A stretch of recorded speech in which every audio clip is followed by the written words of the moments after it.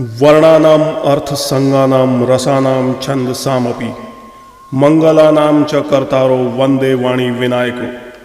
अर्थार्थ अक्षरों, अर्थ समूहों, छंदों और मंगलों को करने वाली विद्या की देवी माता सरस्वती और भगवान गणेश की मैं वंदना करता हूँ। जगत जननी प्रकृति स्वरूपा माँ जगदम्बा और सतीपति महादेव शंकर की मैं वंदना करता हूँ, जिनके आशीर्वाद के बिना सिद्ध जन अपने अंतःकरण में स्थित ईश्वर को पहचान नहीं सकते।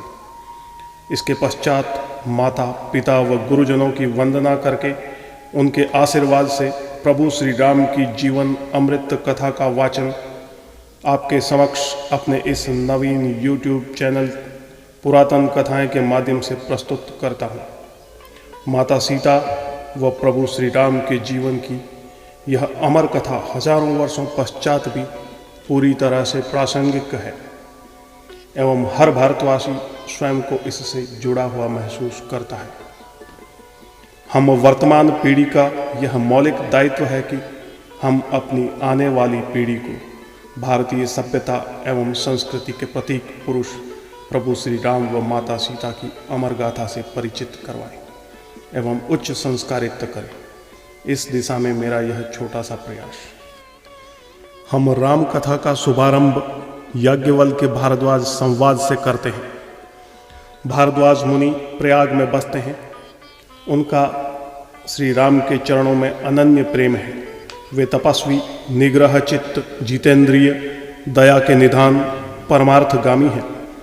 माघ मास में जब सूर्यदेव मकर राशि में प्रवेश करते हैं, तब तीर्थराज प्रयाग में देवता, दानव, किन्नर और मनुष्यों के समूह आदरपूर्वक त्रिवेणी में स्नान करते हैं।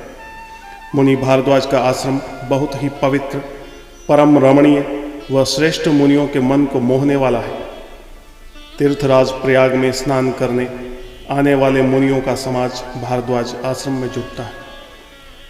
ब्रह्म का निरूपण, धर्म का विधान और तत्वों के विभाग का वर्णन करते हैं तथा ज्ञान वैराग्य से युक्त भगवान की भक्ति का कथन करते हैं। एक बार पूरे मकर भर स्नान के पश्चात सब मुनीश्वर अपने अपने आश्रमों को लौट गए, परंतु परम ज्ञानी याज्ञवल्क्य मुनि को चरण पकड़कर भारद्वाज मुनि ने रोक लिया। आदरपूर्वक उनके चरण धोए और बड़े ही पवित्र आसन पर उन्हें बैठाया।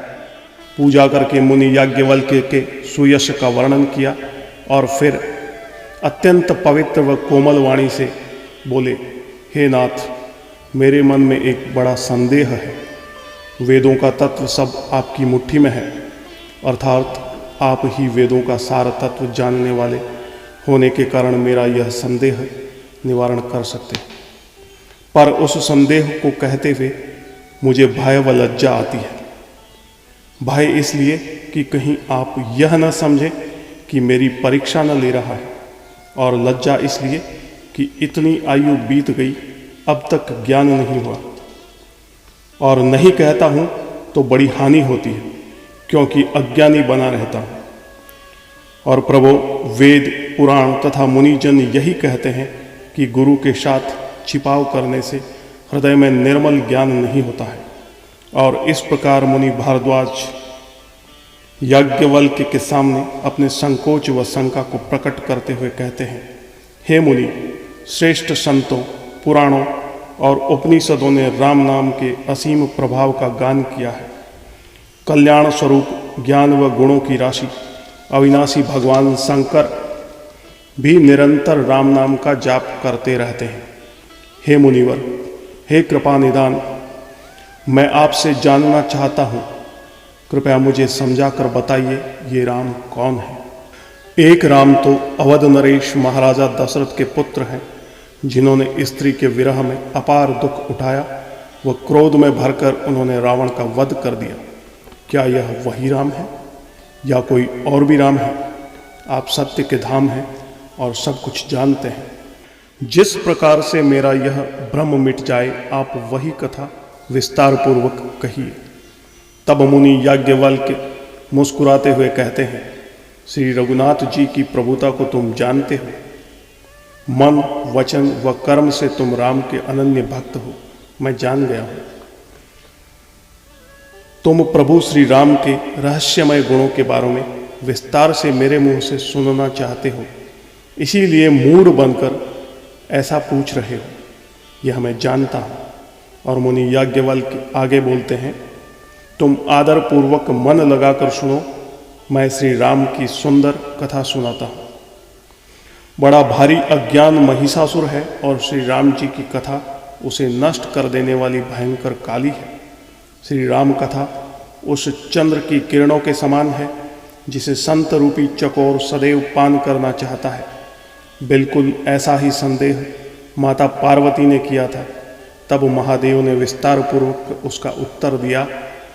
और मुनि याज्ञवल्क्य कहते हैं, मैं अपनी बुद्धि के अनुसार वही उमा महेश्वर का संवाद कहता हूँ जिसे सुनकर हे मुनि तुम्हारा विषाद मिट जाए।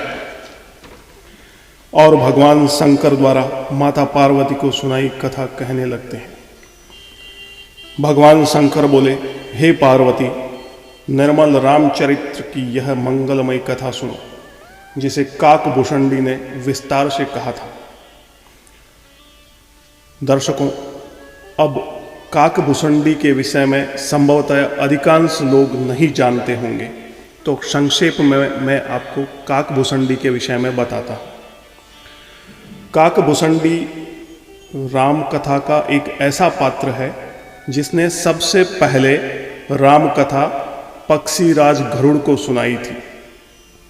प्रसंग ऐसा है कि जब लंका युद्ध में रावण पुत्र मेघनाद ने भगवान राम और अनुज लक्ष्मण पर नागफांस चलाया था, तब सर्पभक्षी पक्षीराज गरुड़ ने उस नागफांस को काटा और उनके मन में श्री रघुनाथ जी को लेकर एक संदेह उत्पन्न हुआ। संदेह यह था कि स्वयं परब्रह्म होते हुए भी उन्हें नागफांस कैसे बांध सकता है। तब वह नारद से इस विषय में चर्चा करते हैं।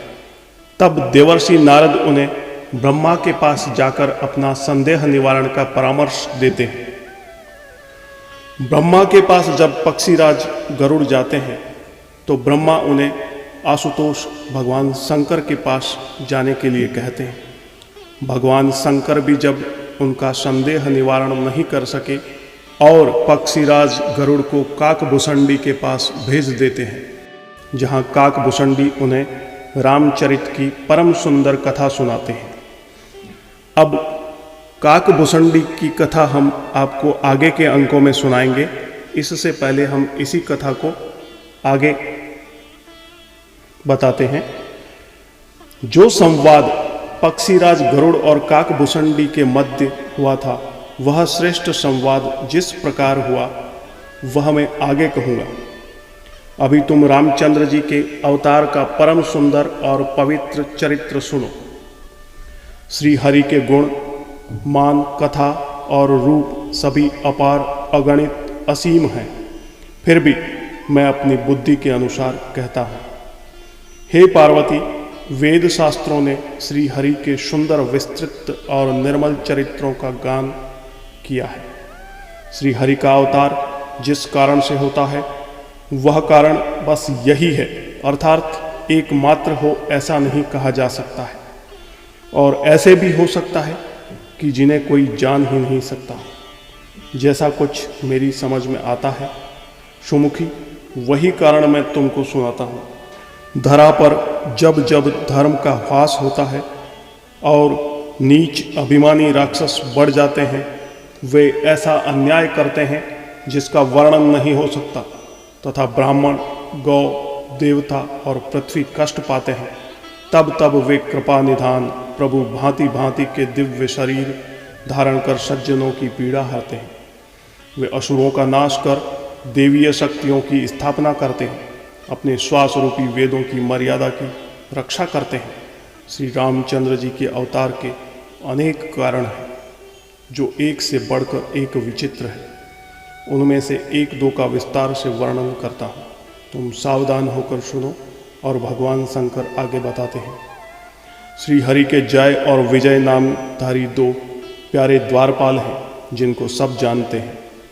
दोनों भाइयों ने सनकादि ब्राह्मण के शाप से असुरों का तामसी शरीर पाया और हिरण्यकश्यपु व हिरणाक्ष के रूप में जन्म लिया। देवराज इंद्र के गर्व को छुड़ाने वाले सारे जगत में प्रसिद्ध हुए।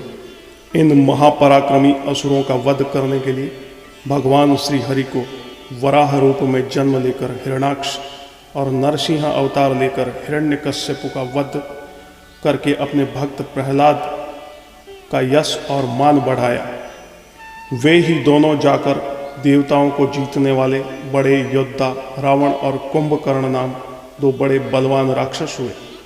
भगवान के हाथों मारे जाने के बाद भी हिरणाक्ष व हिरण्यकश्यपु इसलिए मुक्त नहीं हुए क्योंकि ब्राह्मण सनकादि के शाप का प्रमाण 3 जन्म के लिए था। अतः भक्त प्रेमी भगवान ने भक्त कल्याण के लिए एक बार फिर अवतार लिया, जिसमें कश्यप व अदिति उनके माता व पिता हुए, जो दशरथ व कौशल्या के नाम से प्रसिद्ध हुए। एक अन्य जन्म में राक्षस राज जलंधर, जिसका वध करने के लिए प्रभु के उसकी स्त्री का छल से सील भंग करना पड़ा। जब उस स्त्री ने यह भेद जाना तब प्रभु को शाप दिया, जिसका मान रखने के लिए वही जलंधर रावण रूप में प्रभु के रामावतार में प्रभु के हाथों मोक्ष को प्राप्त होता है। मुनि याज्ञवल्क्य कहते हैं, भारद्वाज सुनो, प्रभु के अवतार का एक और कारण देवर्षि नारद का नारायण को दिया शाप भी है।